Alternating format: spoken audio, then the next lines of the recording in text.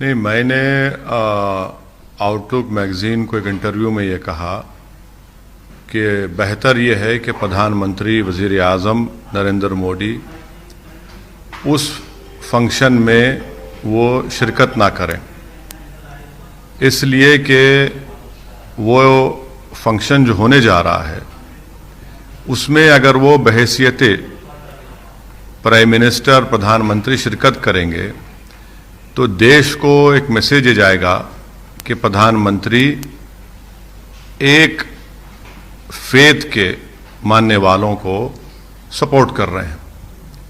अगर वो ये कह देते हैं कि मैं जा रहा हूं अपनी इंडिविजुअल कैपेसिटी में, तो उनको कोई उस पर क्वेश्चन नहीं करेगा। यकीनन हर प्रधानमंत्री को अगर वो किसी मजहब को मानता है तो उसको उस पर मजहब पे चलने का पूरा इख्तियार है, मगर प्रधानमंत्री एक कॉन्स्टिट्यूशनल हेड भी हैं। प्रधानमंत्री एक संविधान से जुड़े हुए हैं और वो संविधान का सेकुलरिज्म से, बेसिक स्ट्रक्चर से उसका ताल्लुक है। और अगर प्रधानमंत्री वहां पर जाएंगे बहैसियत प्रधानमंत्री, तो यकीनन ये एक मैसेज जाएगा कि प्रधानमंत्री एक बिलीफ को और एक फेथ को प्रमोट कर रहे हैं।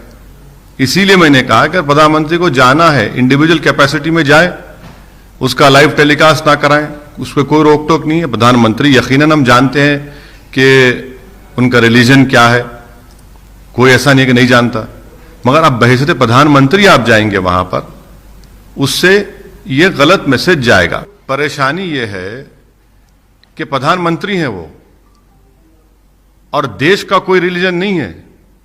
क्या भारत का कोई रिलीजन है? क्या गवर्नमेंट ऑफ इंडिया का कोई रिलीजन है? कोई रिलीजन नहीं है।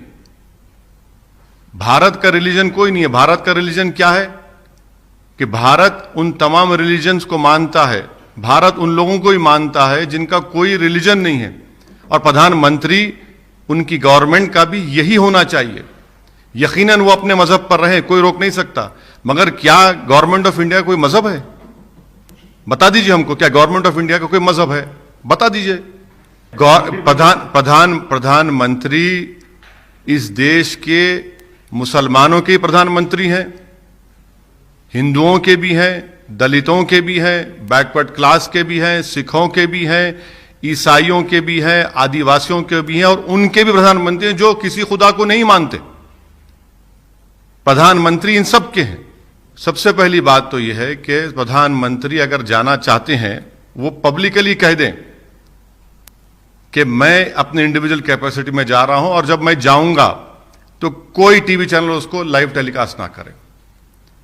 हमको इस बात का स्ट्रांग ऑब्जेक्शन है, क्योंकि भारत सरकार का कोई रिलीजन नहीं है।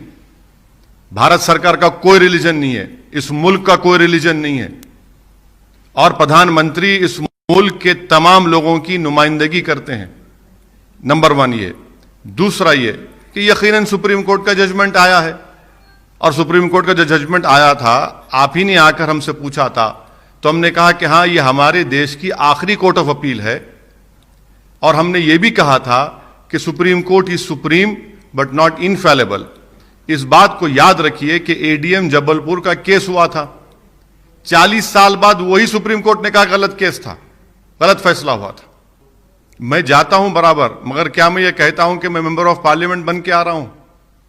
मैं ये कह रहा हूं ना कि प्रधानमंत्री को, प्रधानमंत्री के कैबिनेट मंत्रियों को अपने अपने पसंद के मजहब पर चलने का पूरा इख्तियार है, चलिए। मगर क्या आप एक कॉन्स्टिट्यूशनल अथॉरिटी हैं? अगर आप असदुद्दीन ओवैसी को इस मुल्क के वजीर आजम से कंपेयर कर रहे हैं, तो मैं एएनआई का बहुत शुक्रिया अदा करता हूं कि आपने मुझे प्रधानमंत्री के मुकाबले में लाके खड़ा कर दिया, बहुत बहुत शुक्रिया। मगर मेरा बोलना यह कि प्रधानमंत्री देश का प्रधानमंत्री होता है। प्रधानमंत्री और प्रधानमंत्री की गवर्नमेंट का कोई मजहब नहीं होता। वो तमाम मजाहिब को सेलिब्रेट करते हैं, और जो नहीं मानता किसी खुदा को तो उसको भी सेलिब्रेट करते हैं।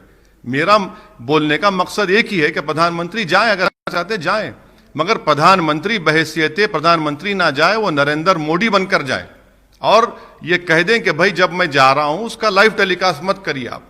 मैं पूरे देश से कहूंगा, आप क्यों मुझे खाली अपने कौम से कहने के लिए कह रहे हैं?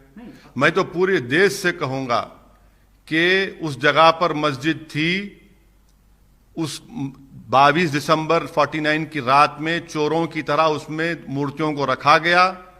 उसको उस वक्त के कलेक्टर डीएम ने गलती की, पूजा की शुरुआत कर दी लॉक डालकर, ताले खोले गए, बगैर मुसलमानों को नोटिस दिए, और सुप्रीम कोर्ट को वादा करने के बावजूद भी सुप्रीम कोर्ट की इजाजत पर शिलान्यास हुआ और 6 दिसंबर को बाबरी मस्जिद को शहीद कर दिया गया। हम यही कहेंगे कि वहां पर हमारी मस्जिद थी, वहां पर हमारी मस्जिद रहेगी।